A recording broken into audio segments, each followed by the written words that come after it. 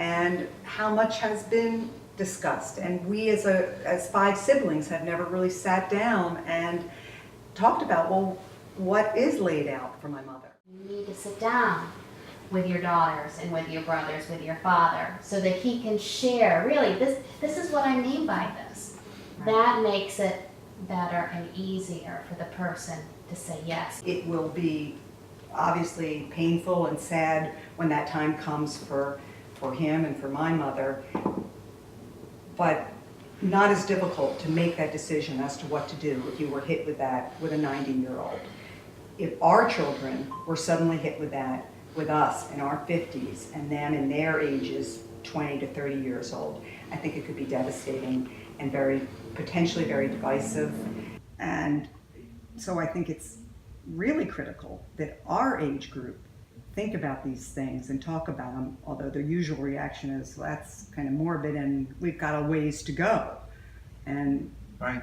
I would bet if you spoke with people of our age that 95% of them haven't thought about this. Oh, I would say you're right, they haven't. And would think it's rather morbid to be talking about this in your 50s. Right. You know, and that's kind of been people's initial reaction each time it's come up. But it's also led to great conversations amongst our peers. Most times when we have these discussions, that there will be an initial response of, you know, pushback and don't want to talk about it, or sarcasm or jokes or whatever, that I'll have to kind of get past with myself till we can get into the conversation.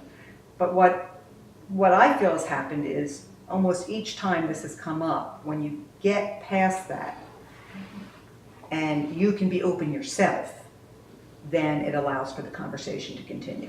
I do think it has that ripple effect that, you know, when the conversation starts, so it began, well, maybe began way back, you know, with my dad dying, but then with us talking about it. And then this weekend we're talking to friends about it.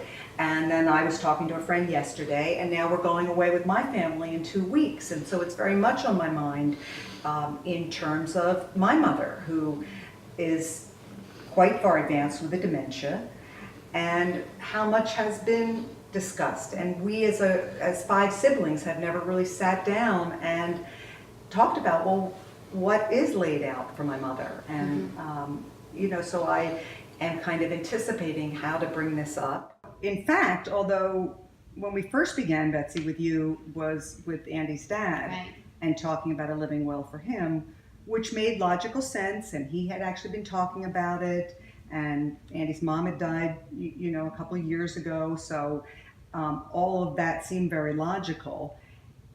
But what really hit me was that it feels even more critical for people of our generation to have this discussion than his generation. It will be obviously painful and sad when that time comes for him and for my mother, but not as difficult to make that decision as to what to do if you were hit with that with a 90-year-old. And we found that when we sat down with Betsy, that it was, you know, there were more questions, that it was more difficult to answer. I think my dad was clearer. Well, he was older, and so how he looks at many of the answers and the questions is entirely different, right? He's 88. 88. So when we're in our 50s trying to decide, for example, who would be our healthcare power of attorney? Right, and I think that's what will enable Jennifer to actually, since she wanted to be the one, to do it, because it will be spelled out. So she'd like to be that one to be able to do it. And if we're particularly clear about it, then it won't put all that emotion into it for her.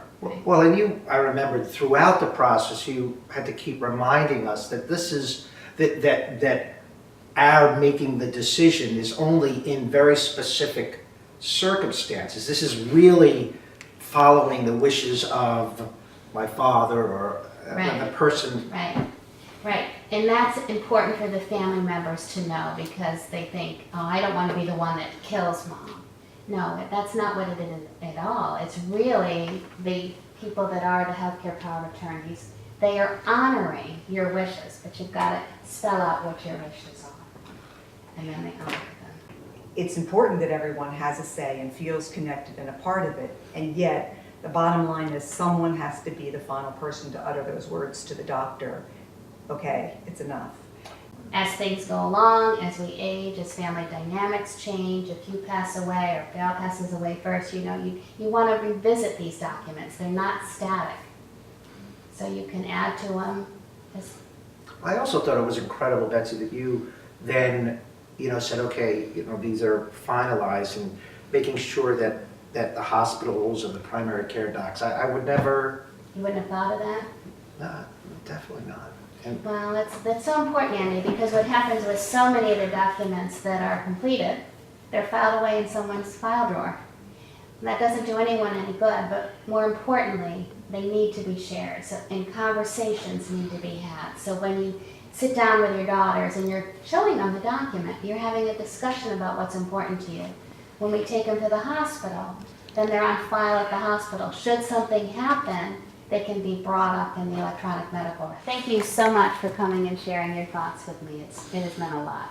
And I'm excited about the fact that you feel comfortable talking with others about the process.